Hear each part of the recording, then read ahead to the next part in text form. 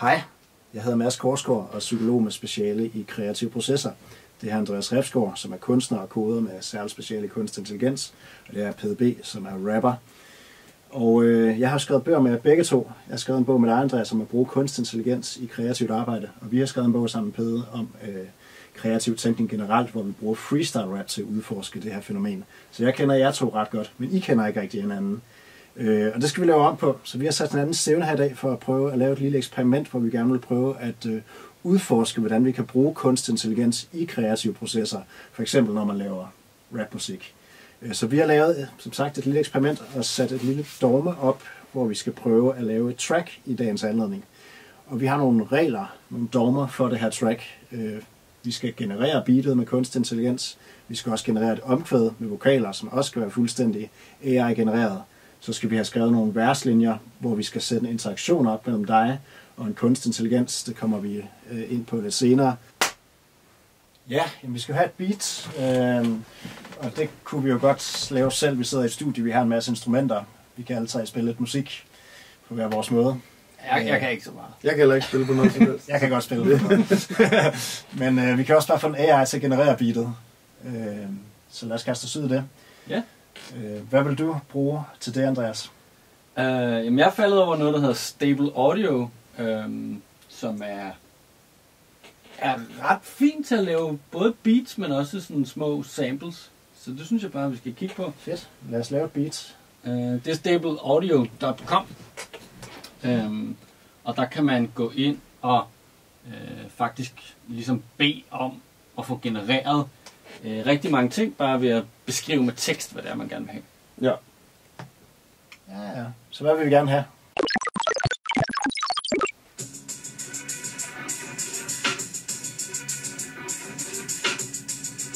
Mærkeligt.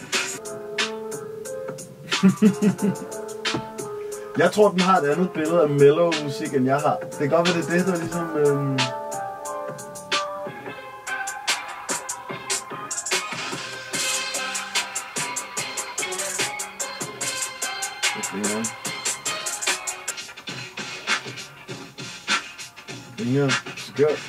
Okay, et eller andet. Ja. Godt. Ja. Vi har lavet et beat, som vi synes er meget sjovt, på sådan en lidt underlig måde. Lad os lige prøve at høre det. Yes. Jeg skal lige tilbage.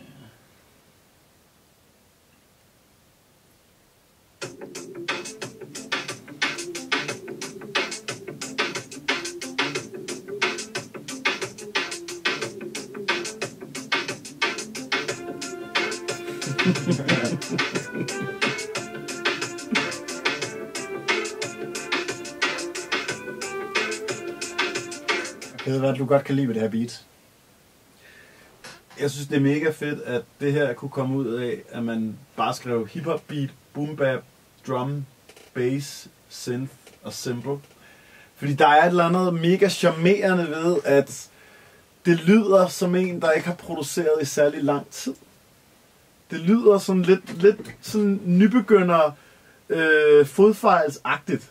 Fordi de der blæsere, der kommer ind, som jo lyder sådan næsten lidt fulde af mangel på bedre ord, de er sådan lidt faldet over hinanden. Det er lidt den følelse, jeg får af at sidde og høre det. Ja. Og så er det bare et fedt tempo at rap i. Så det bliver jeg jo altid lidt charmeret af. Ikke? Vi har et beat. Vi har et beat. Ja. Nu har vi et beat, men vi skal også have et omkvæd. Ja. Og det er jo en del af vores dogme, at det her omkvæd skal være genereret. Det vil sige tekst, vokal og musik skal også være genereret. Andreas, hvad kan vi gøre der?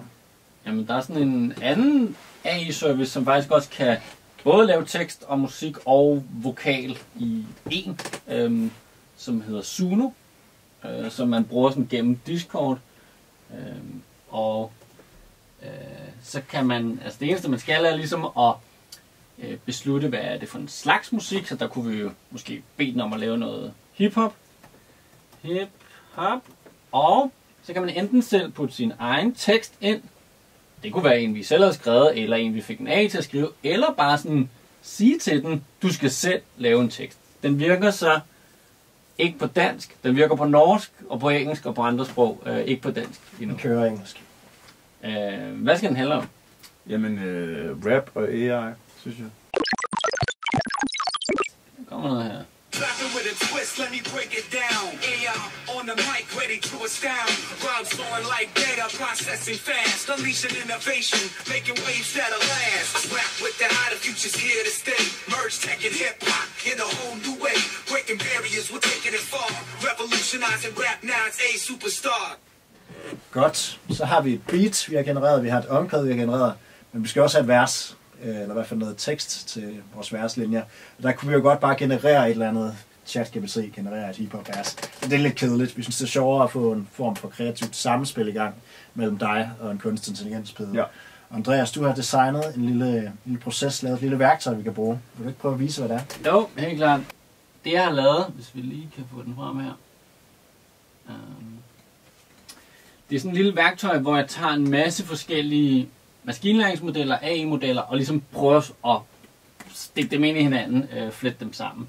Så først er der en ting, hvor du kan rappe på dansk, og så forstår systemet nogenlunde, hvad du rapper, så den oversætter det til tekst på dansk. Og så bagefter kan den så prøve at give et bud på et billede, der vil kunne blive genereret ud fra din rap, og så får vi faktisk også lavet et AI-genereret billede. Okay. Så det er ligesom ideen. Så hvad er det, vi gør nu? Altså helt konkret, det som vi forsøger at gøre lige nu, det er jo, at jeg freestyle-rapper 4 linjer til AI'en. Ud fra de 4 linjer skaber den et AI-genereret billede. Jeg rapper 4 linjer ud fra det billede, som den laver om til et nyt billede, som jeg så freestyle-rapper 4 nye linjer ud fra. Og på den måde fortsætter vi, indtil vi på et eller andet tidspunkt har noget, der minder om et nummer. Jeg skal prøve at lave linjer, der er alt for gode, som jeg serverer lige til en MacBook Pro. Om jeg kan gøre de ting, ja det kan du tro, og få det til at gå op ligesom en pastaskrog.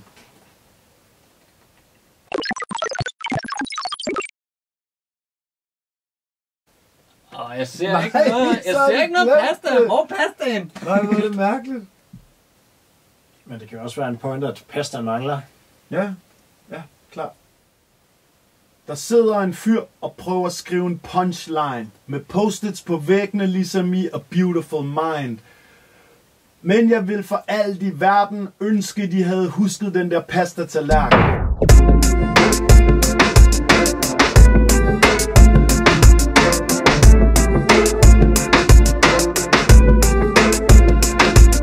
Hvordan synes du, det er at sidde og arbejde på den her måde? Altså, jeg synes jo, en af de mest interessante ting ved at sidde og prøve at finde frem til, hvad for noget input man skal fodre computeren med, det er, at lige pludselig skal vi arbejde ud fra sådan de mest generelle genrekonventioner, man overhovedet kan finde. Og hvor tit arbejder man egentlig på den måde i det hele taget? Altså, det er jo vildt svært det der med at beskrive noget på en måde, så mange som overhovedet muligt rundt omkring i verden vil være enige i, at produktet repræsenterer det, ikke? Mm. Det er da sådan en sjov måde at arbejde baglæns på.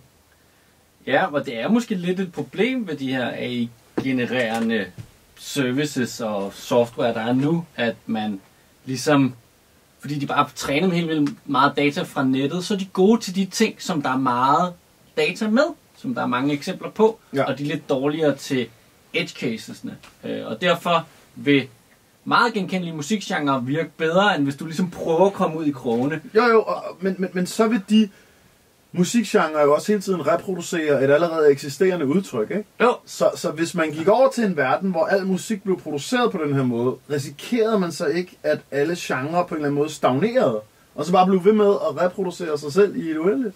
Jo, måske hvis det bliver ved på den her måde. Man må også sige, at det er jo lidt i sin spæde start. Altså, du snakkede om før, at det var lidt sådan en nybegynder. Så måske man ligesom lærer at tvinge AI'en ud i hjørnerne, og at den bliver bedre til at forstå hjørnerne. Klart. Men lige nu er det sådan lidt midtersøgende, og det ser man også lidt med noget af det tekst, som bliver genereret. Det er jo sådan lidt... Altså, det er lidt kedeligt nogle gange, ikke? Og de billeder, der bliver lavet, er sådan alle sammen sådan lidt smukke på sådan den samme Disney-agtige måde. Og det er måske ikke der, den interessante kunst nødvendigvis er.